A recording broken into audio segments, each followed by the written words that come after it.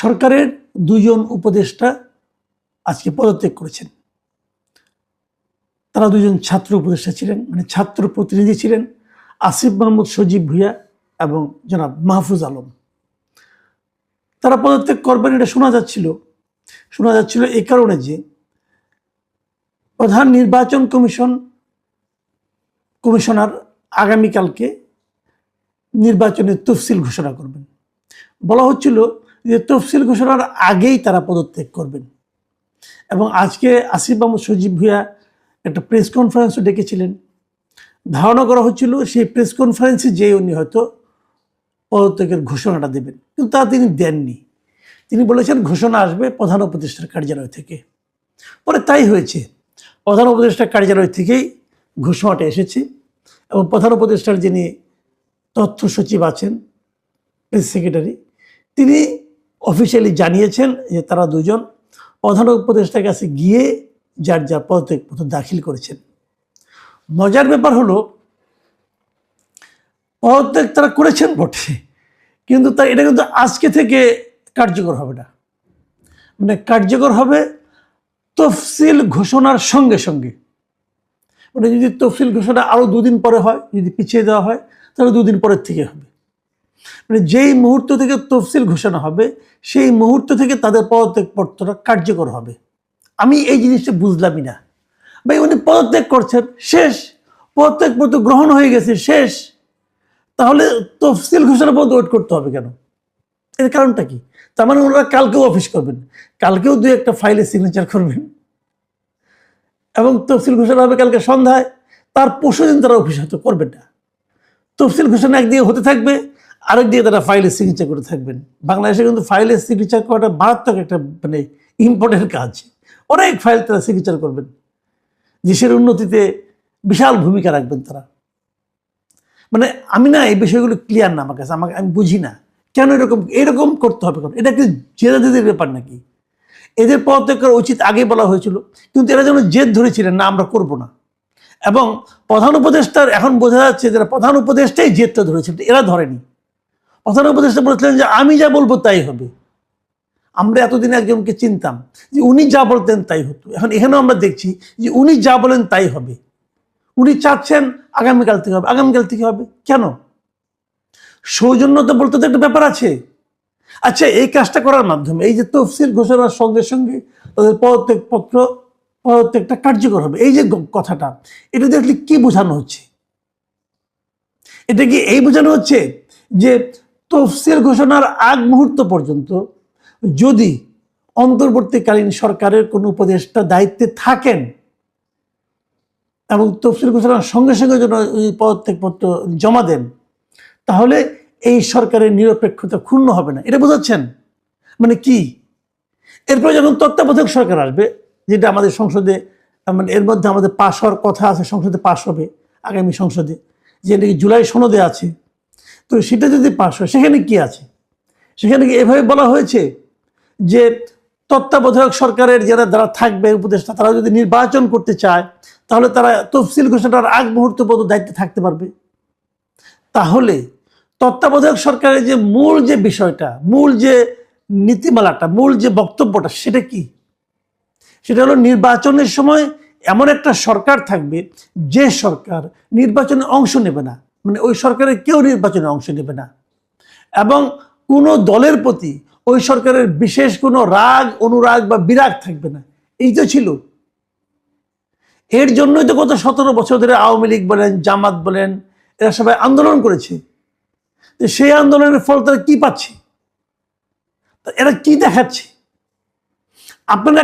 আপনারা যেটা দেখাচ্ছেন, ধরা যাক অন্তর্বর্তীকালীন সরকার, এরা যে সমস্ত কর্মকাণ্ড করেছে, তো এরাই তো আবার নতুন কিছু নিয়ম কানুন তৈরি করতেছে।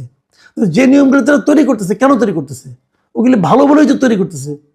তাহলে তারা কি মন্দটাই করেছে না তারা ভালোটাই করেছে? আমি ধরে নিচ্ছি তারাও ভালোটাই করছে। তো এইটাই কি আমাদের ভালোর নমুনা? এটা যদি ভালোর নমুনা হয় তাহলে আগামী থেকে আমরা এরকম ভালোই পেতে যাচ্ছি।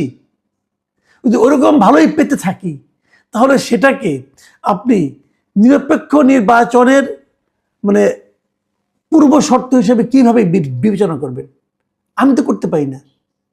এই আসিফ মাহমুদ সজীব ভুঁইয়া স্থানীয় সরকার মন্ত্রণালয়ের দায়িত্বে ছিলেন এবং উনি গত কয়েক মাসে বিভিন্ন এলাকায় বরাদ্দ ব্যাপারগুলিতে উনি যে এখান থেকে নির্বাচন করেন, ওনার যে এলাকা, এই সমস্ত জায়গায় বড় ওনার যারা বন্ধু বান্ধব আছে তারা যে সমস্ত এলাকা থেকে নির্বাচন করছে সেই সমস্ত এলাকায় তারা অন্য অন্য এলাকার তুলনায় অনেক অনেক বেশি বরাদ্দ দিয়েছে।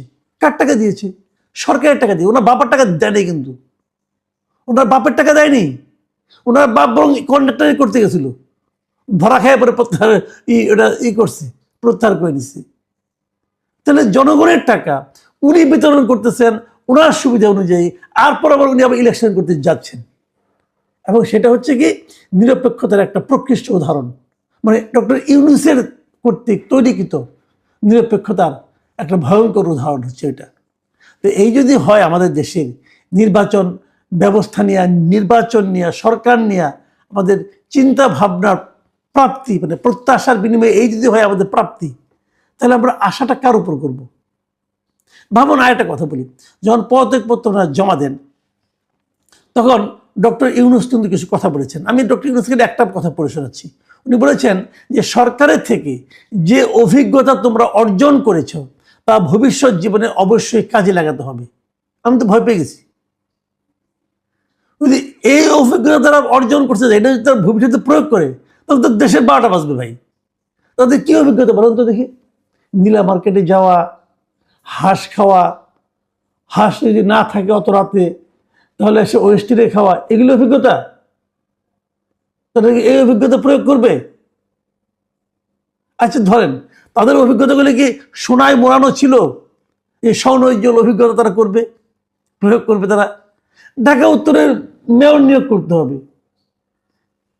আসিফ মাহমুদ সজীব ভাই নিজে চিঠি লিখেছে ইয়াকে, মানে জনপ্রশাসন মন্ত্রণালয়কে নিজে চিঠি লিখেছে তাকে নিয়োগ দেওয়া হোক। এটা অভিজ্ঞতা? এবং যাকে নিয়োগ দিয়েছে সে তাকে খুব ভালো জানে, সে লোকের মধ্যে দুদক এখন তদন্ত করতেছে। 1 বছর হয়েছে মতো দায়িত্ব, এর মধ্যে সে এগুলি শুরু করে দিয়েছে। উনি আবার হিজবুত তাহরিরও ছিলেন নাকি? তারপরে আসিফ মাহমুদ সজীব ভাই নিজেও কি ওই একই সঙ্গে ছিলেন, একই সংগঠন করতেন? এই সমস্ত প্রশ্ন করবে না? তাহলে আপনি কি করে জানলেন সে এত ভালো মানুষ? আচ্ছা ঠিক আছে, রাখেন। আর কি অভিজ্ঞতা অর্জন করেছেন উনি? অভিজ্ঞতা অর্জন করেছেন আগ্নেয়াস্ত্র নিয়ে বিমানবন্দরে ঢুকে পড়েছেন। ভালো কাজ ছিল, বলছে ভুল হয়ে গেছে। স্বরাষ্ট্র উপদেষ্টা আবার বলে এরকম ভুল হয়েই থাকে, যে লোকের চশমা নিয়ে ভুলে ঢুকে পড়ে, এইভাবে সে নাকি অস্ত্র নিয়ে ঢুকে পড়ছে। অস্ত্র মানে গুলি নিয়ে ঢুকে পড়ছে, এবং গুলি কিন্তু আগ্নেয়াস্ত্রের অংশ, ঢুকে পড়ছে। এই অভিজ্ঞতা। আচ্ছা, এই সমস্ত অভিজ্ঞতার বিপরীতে আমার একটা প্রশ্ন মনের মধ্যে খুব জাগছে, আমি এটা প্রশ্নটা করতে চাই আপনাদেরকে। আসিফ মাহমুদ সজীব ভাইয়া যখন অস্ত্র দুইটা অস্ত্র নতুন লাইসেন্স দিয়েছেন, তখন তো উনি একটা বিশেষ বিবেচনা লাইসেন্সটা পেয়েছেন। কি বিবেচনায়? যে উনি মন্ত্রীর পদমর্যাদার একজন ব্যক্তি, এই জন্য। আচ্ছা, অস্ত্র দুটো এখন কোথায়?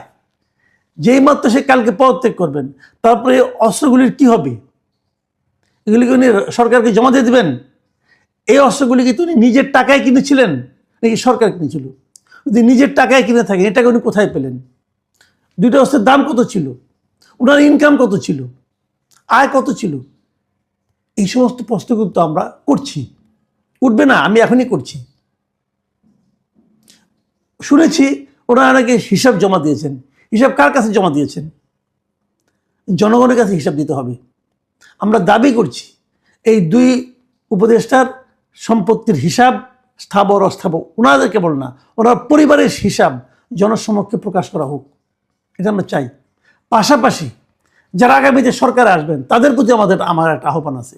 সে আহ্বান হলো, এই যে উপদেষ্টা যারা আছেন এদের নামে এরই মধ্যে গত 1 বছরে আমরা যে সমস্ত খবর পেয়েছি বিভিন্ন জনের সম্পর্কে, আমার কাছে অনেকে খবর পাঠায় ভাই, যা পেয়েছি সেগুলো আমি আশা করবো আগামী যারা সরকারে আসবেন তারা এগুলি বিচার করে দেখবেন যে ওনারা আসলে কী করেছেন।